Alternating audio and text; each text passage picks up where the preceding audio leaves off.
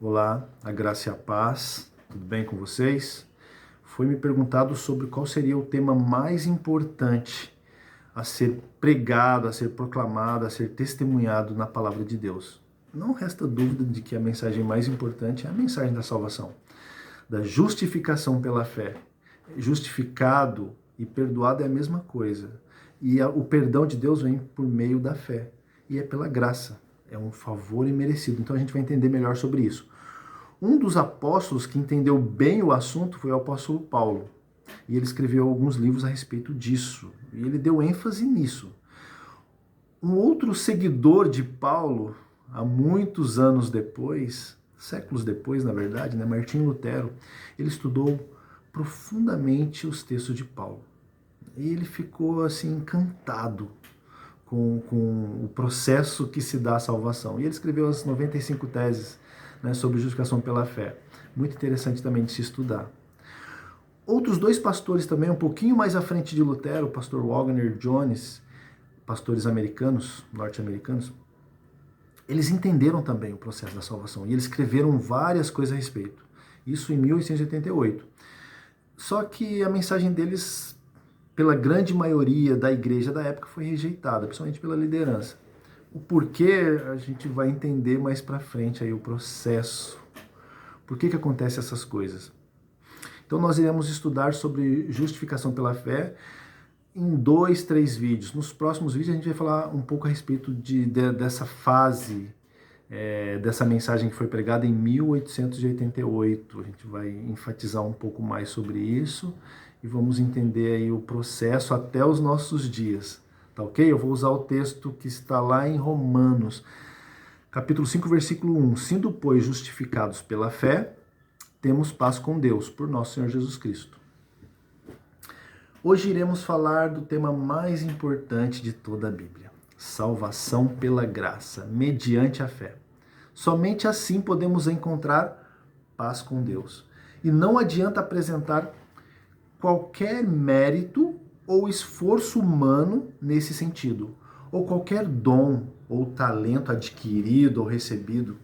Se apresentássemos algo nesse sentido para recomendar a nossa própria alma a Deus, seríamos recusados, rejeitados, e a paz não viria sobre nós.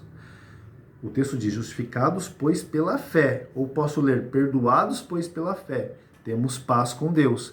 Devemos entender o seguinte: que as minhas boas obras sem Cristo para me recomendar a Deus é pecaminosa e seria incompleta, manca e defeituosa.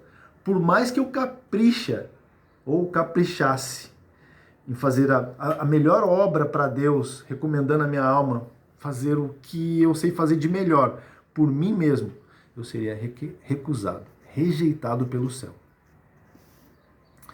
Lutero chegou a dizer que se tivesse alguém para alcançar o reino através das suas próprias obras e buscar por purificação, ele com certeza estaria lá. Ousado, né? Mas quando ele olhou para si mesmo e para o Cordeiro de Deus, viu sua própria pecaminosidade, como ele realmente era, então caiu prostrado, humilhado e envergonhado. Quando você analisa a salvação pela graça, por esse aspecto, você também percebe que seus defeitos e suas obras, mas não pode determinar sua perdição. Vou explicar. Se as suas boas obras não podem determinar a sua salvação, as suas más obras também não podem determinar a sua perdição. Mas como assim? Então eu não tenho que praticar nem boas obras, nem más obras? A gente vai entender. Porque as boas obras, elas não nos recomendam a Deus, não entra como mérito, é consequência de uma vida em Cristo. Só que a gente vai entender isso um pouquinho mais para frente. Mas e as minhas más obras, as coisas que eu faço de errado? Se as coisas que eu fizesse de errado me levasse à perdição, então todos nós estaríamos perdidos. Tá, vamos lá. Então eu posso praticar coisas ruins que não tem problema? Não, não é bem por aí. É bem complexo, mas vamos analisar aqui os textos em si, Vemos que as boas obras não podem determinar a sua salvação. E as más obras também não podem determinar a sua perdição. E o que vai determinar, então, se eu estarei salvo ou perdido. É a minha aceitação. Tanto o título para o céu como a adaptação ao mesmo é através de Cristo. Ele é o caminho. Ninguém irá ao Pai a não ser por ele, certo? Se creres, verás a glória de Deus. A Bíblia sempre vai falar a respeito disso, sempre vai apertar nessa mesma tecla. Só que essa mensagem de salvação pela graça, mediante a fé, para um religioso é terrível. Porque religiosos se orgulham de sua vida correta, suas orações e frequências na igreja, e ofertas que fazem, e boas obras que realizam.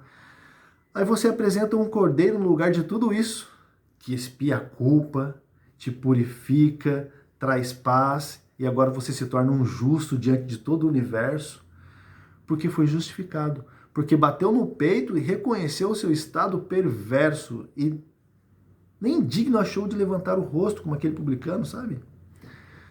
Ao passo que o religioso, com anos de vida religiosa, uma vida correta, como o irmão mais velho do filho pródigo, sabe? Eu nunca abandonei ao Senhor, a sua casa. Eles irão ficar tremendamente desgostosos e tristes, porque querem ser reconhecidos e apresentar algo a Deus, querem certa glória para si. Em questão de salvação, eu me humilho diante de Deus e reconheço que preciso de um Salvador. E então sou justificado e perdoado de todos os meus pecados passados. E a partir de agora em diante, vou andar em obediência, mas não pelas minhas próprias forças. Porque da mesma maneira que eu o aceitei, assim também com ele devo caminhar, na força que vem dele. Tanto a justificação, que é o perdão dos pecados passados, como a santificação, que é a vida no presente hoje, vem dele. Jesus não veio para dar vida boa para ninguém, ele veio dar a sua vida em resgate por todos. As pessoas, mesmo em sua época, na época de Cristo, buscavam para alimentar fisicamente, sabe? Pão e peixe. Uma dor física, uma cura, uma doença terrível. Jesus fazia porque se compadecia de todos eles. Mas se os milagres não fossem acompanhados de perdão de pecados, regeneração, conversão e novo nascimento, de nada valeria. Assim, hoje as igrejas estão abarrotadas de gente que estão buscando a comida desse mundo, que perece, e não o pão que desceu do céu. Sabe, elas querem alguma coisa que traz alívio imediato para elas. Querem um bom casamento, querem um bom trabalho, comer bem. Tudo isso é lícito, não é errado, mas esse não é o objetivo. Jesus não veio por isso. Isso é secundário, isso é acréscimo, né? Buscar em primeiro lugar o reino de Deus e a sua justiça. E as demais coisas, ou seja, todas as outras coisas, vos serão acrescentadas. Tem um detalhe interessante, que é o seguinte: quando a chuva serôdia se transformar em um alto clamor em nossos dias, e houver um grande derramar do Espírito Santo, qual mensagem você acha que será dirigida ao povo, se não a mensagem de salvação, da justificação pela fé? Mas e se você estiver equivocado em relação a essa mensagem? E se estiver embriagado com o vinho de Babilônia, misturando obras com salvação, com as falsas doutrinas, querendo acrescentar aquilo que não é bíblico? Sabe o que é interessante?